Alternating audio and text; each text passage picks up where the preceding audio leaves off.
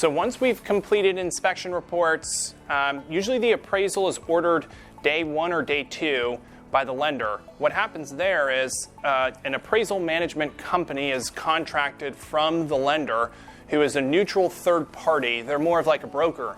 Once the appraisal management company gets the order, they'll hire an independent appraiser who's local and an expert in our market.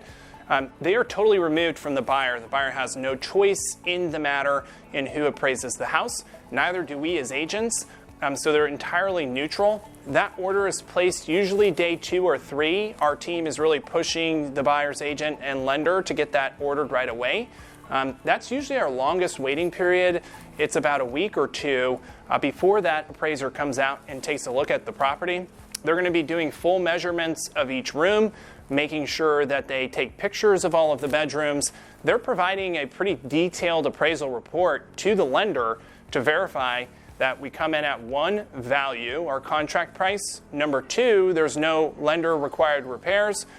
If we accept an FHA or VA offer, there are some different requirements for the condition of the property.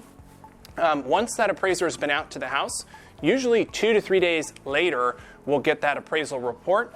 Oftentimes, we don't even get the report.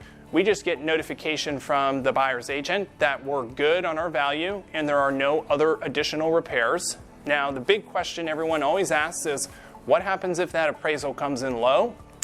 There are 3 options. 1, the seller comes down on the purchase price because the buyer's unwilling to pay over what the appraiser says that it's worth.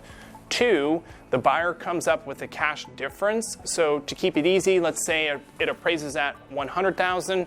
We had a contract at $110,000. The buyer would bring $10,000 cash to the table to close. Not many buyers are willing to do that, but it does happen for sure. And the third pretty common option is everyone meets in the middle. So let's say we're about $5,000 off on an appraised value. The seller comes down $2,500, the buyer comes up $2,500, or the seller, buyer, real estate agents all chip in a little bit of money to make it all come together. But keep in mind, again, the listing agent, the buyer's agent, the buyer in general have no say in the matter of who is the appraiser.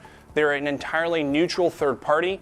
Even the lender doesn't know who that end appraiser is. So it really is, there's 2 layers in between the transaction. They're entirely third party, neutral, and that's the way they wanted it, right? They want that neutral, objective view on what the home is worth.